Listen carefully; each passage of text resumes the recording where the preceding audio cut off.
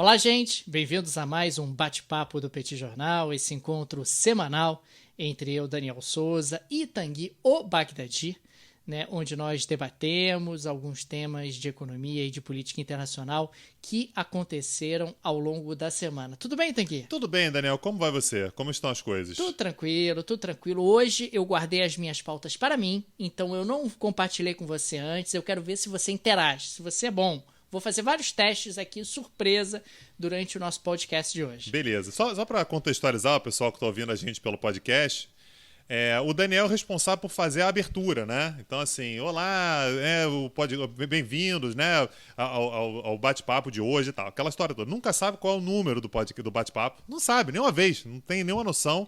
É 200 e alguma coisa. Isso, que a gente tá agora. 220 plá, né? Alguma coisa assim.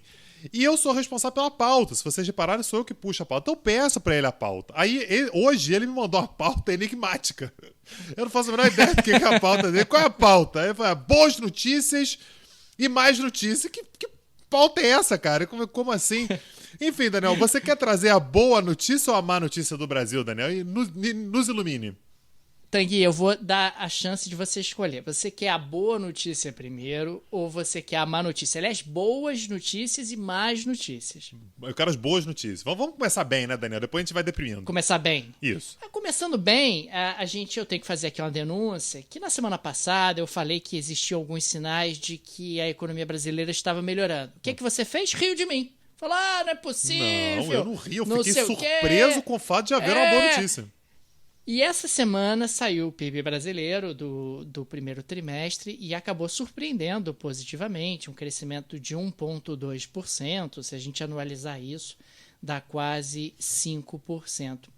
E acabou trazendo alguns dos elementos que a gente vinha tratando aqui no Petit Jornal. O setor externo foi super bem, né, particularmente o agronegócio, o preço internacional das commodities continua muito elevado, como a gente vem explorando no Petit Jornal aqui ao longo dos últimos encontros. Houve uma retomada também significativa do investimento, muita gente já avaliando que a vacinação no Brasil, bem ou mal, está avançando e deve continuar avançando nos próximos meses. Consequentemente, vale a pena fazer um investimento agora para colher lá na frente, para que esse investimento esteja amadurecido quando a normalidade for retomada na economia brasileira. Muito investimento estrangeiro também retornando ao país, o que tem contribuído, inclusive, para uma queda da cotação da moeda americana. A moeda americana caiu aí ao longo dos últimos dias dentro desse ambiente um pouco mais otimista para a economia brasileira. A Bolsa de Valores de São Paulo acabou também batendo recorde, mostrando aí uma certa sinalização positiva. Ou seja, existem vários elementos sinalizando aí que a economia brasileira está passando por uma retomada. Ainda é cedo para saber a intensidade dessa retomada, existem muitos elementos de insegurança, muitos elementos de incerteza, mas, de qualquer maneira, aquela retomada sobre a qual a gente vinha falando ao longo das últimas semanas teve aí um dado muito concreto mensurado pelo PIB brasileiro que foi divulgado pelo IBGE nessa semana. Maravilha. Então, temos pela segunda semana seguida, o Daniel vem trazendo boas notícias. Não estamos acostumados, não sabemos lidar muito bem com isso, vivemos no Brasil, então vou tentar, entubar essa daí. Tanguy, agora eu quero fazer uma pergunta para você sobre uma boa notícia, ou pelo menos, talvez, uma novidade, ao menos, que é Bibi Netanyahu tá fora do governo, é isso? Daniel, eu quero saber disso de você. Eu vim aqui hoje só para isso. Então, você lembra quando foi que a gente começou o Petit Jornal? O mês? Foi no Brexit. O Brexit, junho de 2016. Junho de 2016. Daniel, nunca houve um único episódio do Petit Jornal em que Putin não estivesse na presidência do seu país, Erdogan, Merkel, Assad, Sisi, nenhuma vez. E Netanyahu. Nunca fizemos um episódio aqui em que Netanyahu não fosse o primeiro-ministro de Israel. E olha que tentaram pegar ele na curva várias vezes ali, né? Ele derraba, rabeia e tal, mas não para e continua lá como primeiro-ministro. Então, a gente já teve 4 eleições, né? 4 eleições ao longo dos últimos 2 anos. Eu não sei se isso já aconteceu em algum outro momento. E encheram o saco dele. Falaram assim, vamos fazer qualquer coalizão para tirar Bibi Netanyahu. Qualquer uma. E aí, Daniel, fizeram uma coalizão que a gente pode chamar de fato de um saco de gatos. Juntaram todo mundo. Juntaram desde os ultranacionalistas até a esquerda, até o Partido Árabe, que é o Ra'am. Rapaz, o Ra'am que vai ser confusão a isso. primeira vez que os árabes vão para o governo, se tudo funcionar como deveria. Então, o prazo para o Yair Lapid é um apresentador de jornal muito conhecido em Israel, que é de um partido de centro, e ele recebeu a incumbência de montar o governo, uma vez que o Netanyahu, mais uma vez, não conseguiu montar o governo, e ele fez uma parceria, né? O Yair Lapid, mais uma vez, um cara de centro, fez uma parceria com o Naftali Bennett, que é um cara que se diz mais à direita do que o Netanyahu. Eu sou mais à direita ainda do que o Netanyahu, não sou de centro, não sou de esquerda, eu sou de direita, direita mesmo. E eles montaram uma coalizão que tinha até meia-noite de hoje, 18 horas de Brasília, portanto, para montar um governo, e eles conseguiram faltando 30 minutos. Então eles conseguiram montar uma coalizão absolutamente improvável que só tem uma coisa em comum: a vontade de tirar Benjamin Netanyahu do cargo de primeiro-ministro, que ele assume já há 12 anos. Lembrando que ele já tinha sido primeiro-ministro entre 1996 e 99. Então, conseguiram finalmente montar uma coalizão frágil de apenas 61 cadeiras. Lembrando, o Knesset, né, que é o parlamento israelense, tem 120 cadeiras. Então a maioria é formada por 61. E a votação, Daniel, para finalmente aprovar esse novo governo vai acontecer na quarta-feira. Qual é a cartinha de war que o Netanyahu tem na mão? O que o Netanyahu tem que fazer agora? Ele tem que conseguir roubar um único parlamentar dessa coalizão. Se roubar, fica 60-60 e o governo não está montado. Então, o objetivo agora do Yair Lapid, junto com o Naftali Bennett, é conseguir chegar na quarta-feira sem ter nenhuma perda, e aí Netanyahu deixa de ser primeiro-ministro de Israel, algo que não acontece desde o ano, do longínquo ano de 2009. Então, nesse momento, ele ainda é. Tá confuso. Você disse que a coalizão tem 64 votos. 61. Atualmente. 61. Ah, 61? 61. Ah, não, você tinha dito 64. Ah, então tá. 61, então é apenas 61. um voto. É, um voto apenas. 61. São 120 no total, ele tem 61. Então, se eles perderem um voto, fica 60-60 e a coalizão, portanto, não se sustenta. Se continuar do jeito que está, Daniel, a gente vai ter um novo governo. Agora, é um novo governo extremamente frágil, né? Assim, é um equilíbrio complicadíssimo de ser mantido entre partidos tão diversos, tão complicados. Só para dar um bizu, né, da situação que a gente vai encontrar, a gente tem o Naftali Bennett, por exemplo, dizendo que não deve se ceder nenhum centímetro para os árabes. E os árabes vão estar no governo pela primeira vez na história, aliás, uma coalizão de árabes, né? Um partido árabe vai estar numa coalizão de governo. Eu sei o seguinte, independentemente do que acontecer, Netanyahu vai estar por ali.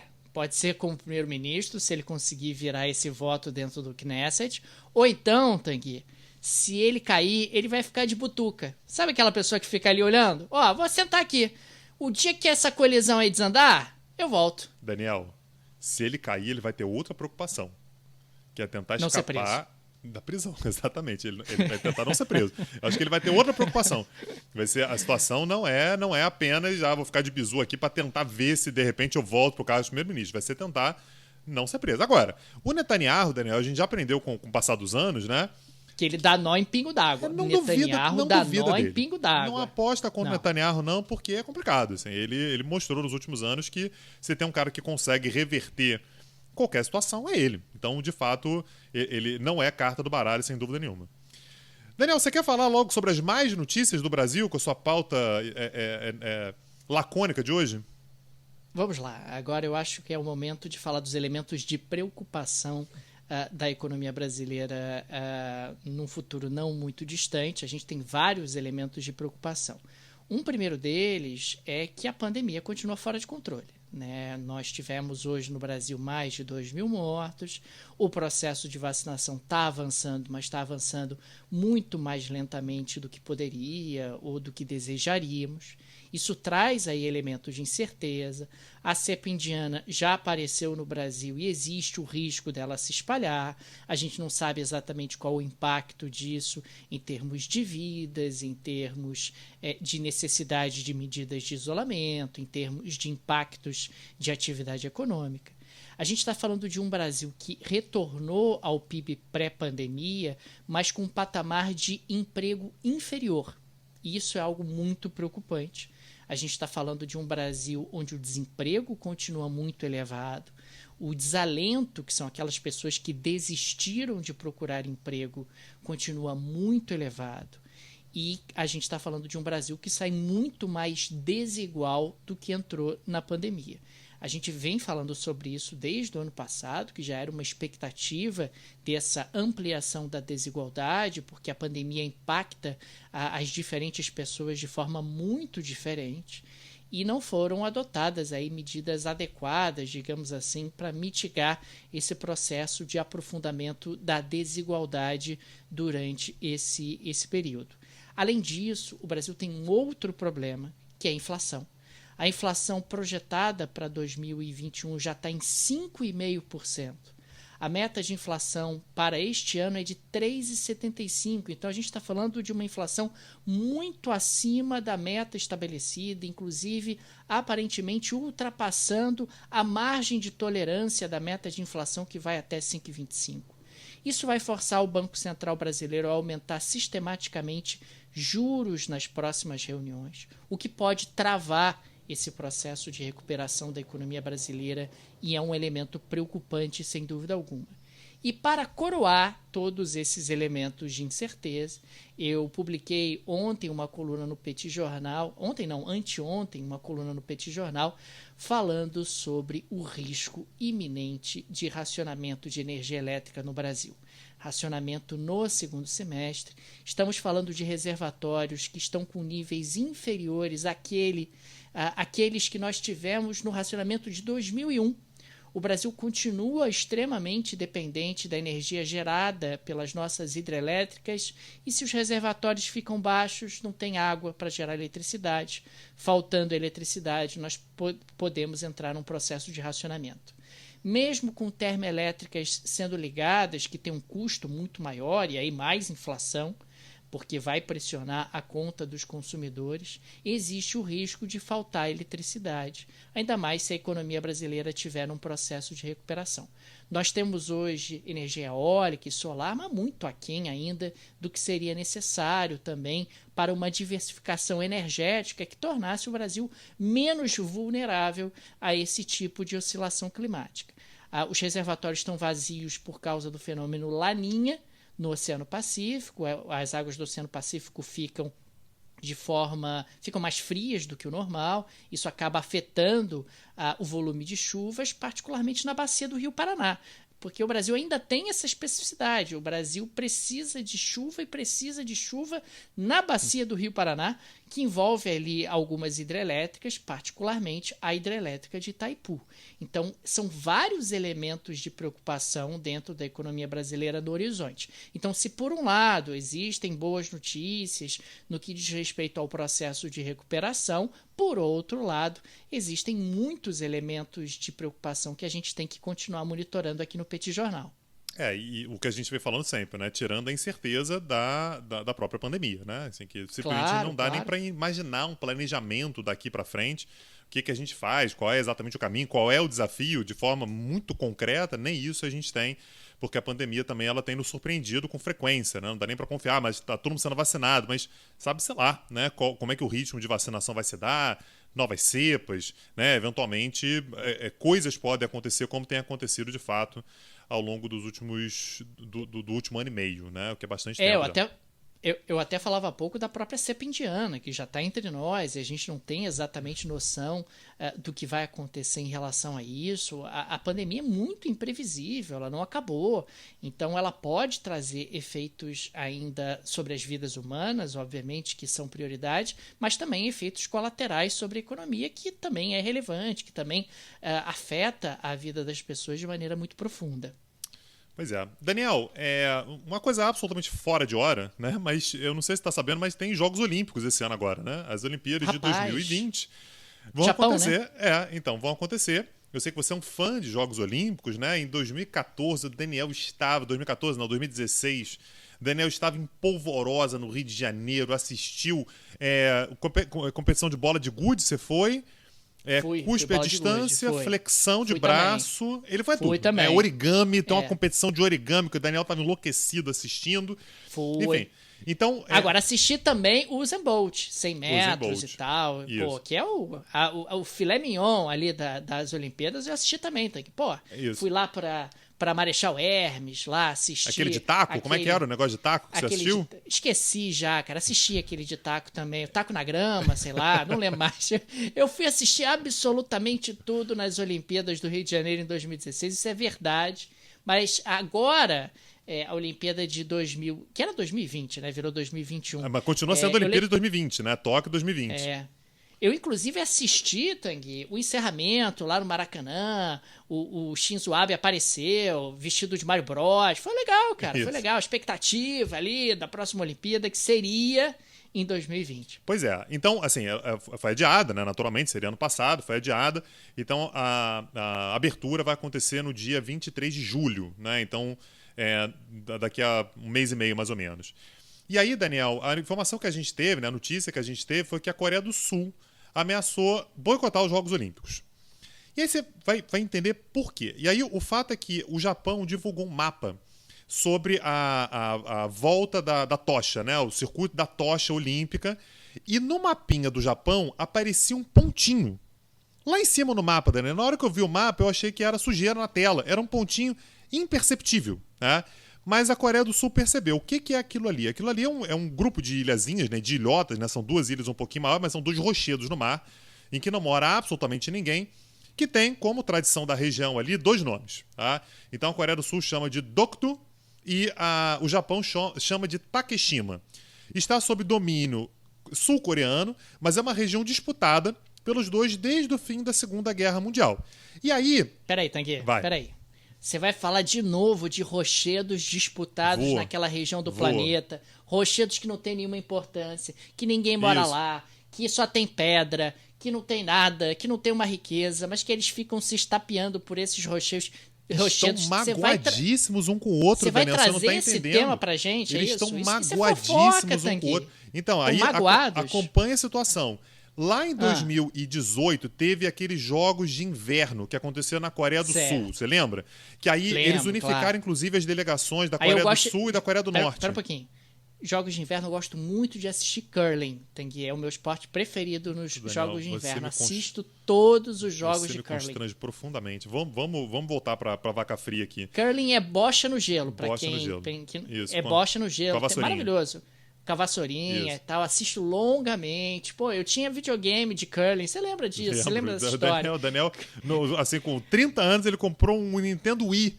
Mas, Daniel, verdade. Nintendo Wii. Aí ele comprou um Nintendo Wii. Pra jogar curling. Pra jogar curling. Pois é um videogame pra criança de 12 anos. O Daniel comprou com 30. Enfim. Então, lá em 2018, Daniel, a gente teve as Olimpíadas de Inverno e a primeira versão do mapa da Coreia, que a Coreia do Sul divulgou à época, tinha lá o pontinho dessa ilha, né? Da ilha que a Coreia do Sul diz que é dela, o Japão diz que é dele.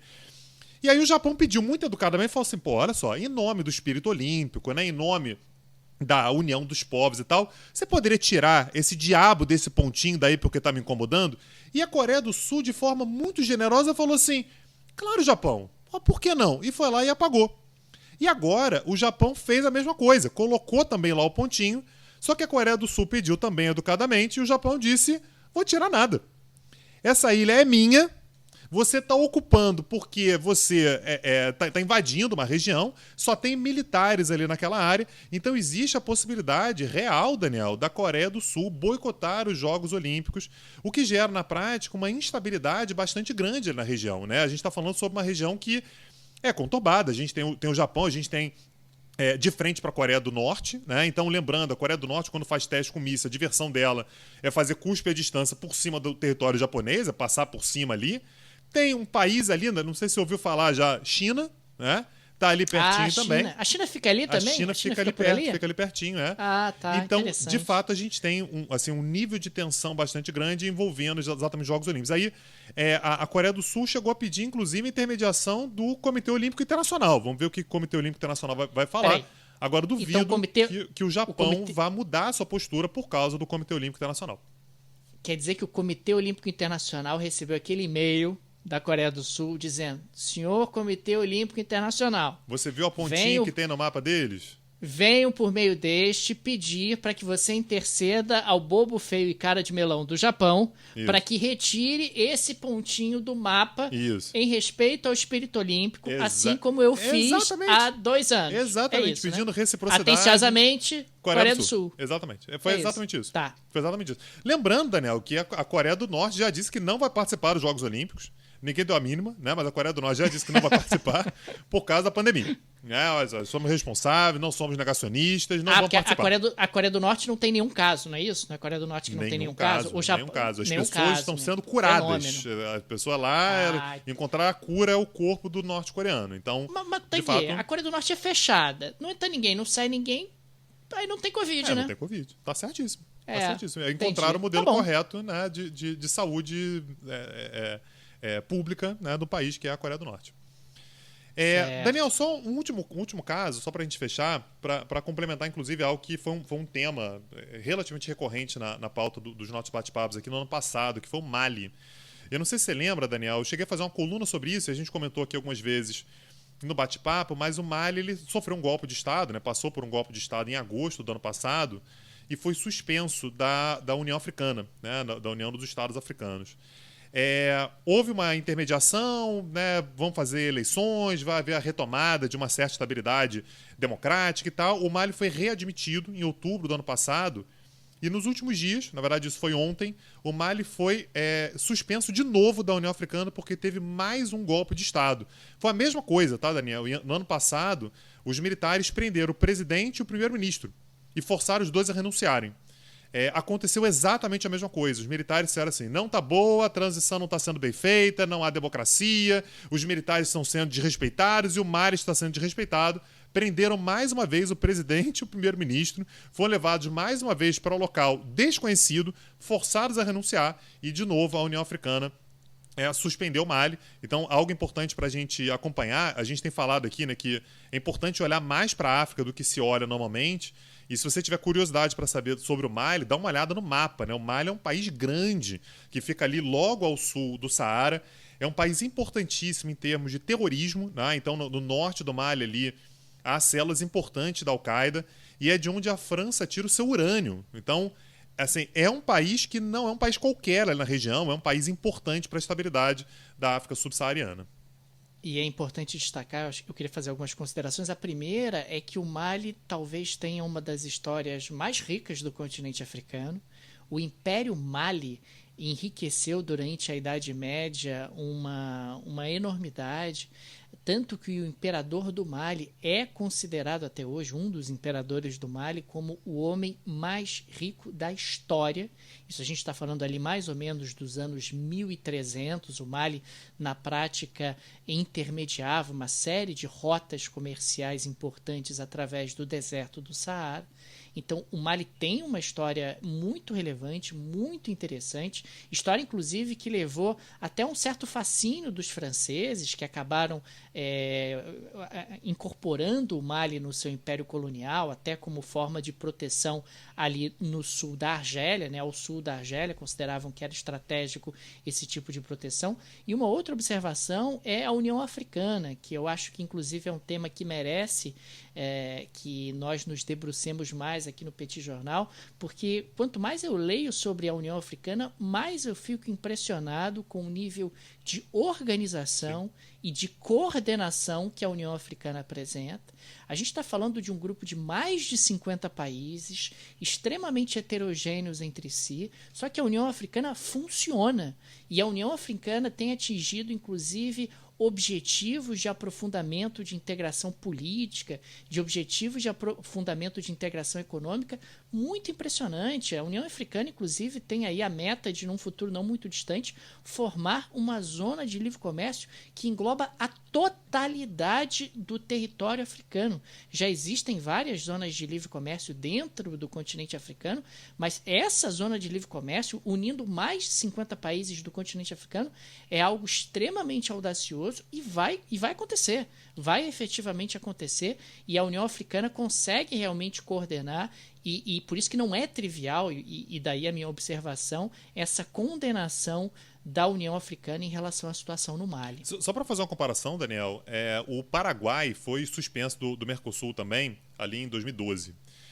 A suspensão do Paraguai ela foi decidida nos órgãos comuns do Mercosul. Né? O Mercosul se reuniu lá, os ministros no primeiro momento e depois os presidentes, e decidiram pela suspensão do Paraguai.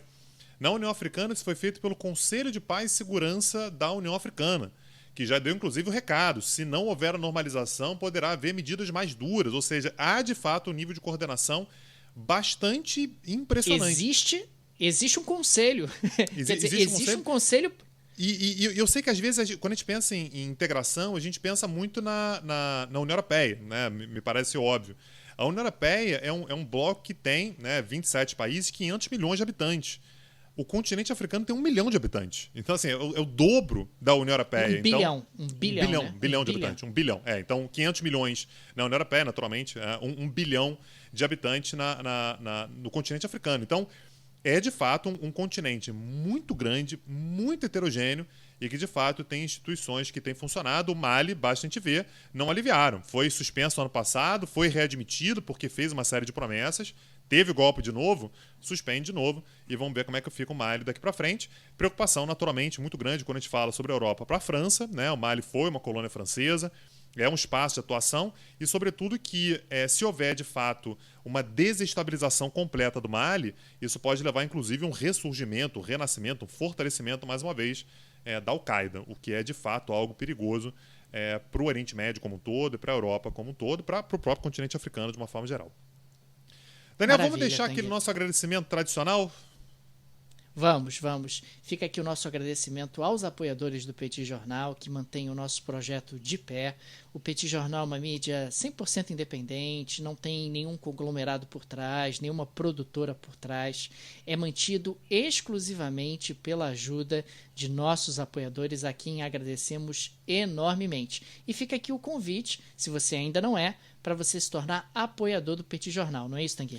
É isso. Para se tornar apoiador do Petit Jornal, você acessa o nosso site www.petitjornal.com.br. Lá tem uma abinha chamada Apoie o Petit. E por lá você pode deixar sua contribuição. Né? Lembrando sempre, é com a sua contribuição que a gente consegue fazer isso aqui. Aliás, deixar um agradecimento enorme também, pessoal, que lá no Instagram tem compartilhado, né, aquela artezinha que o Spotify faz.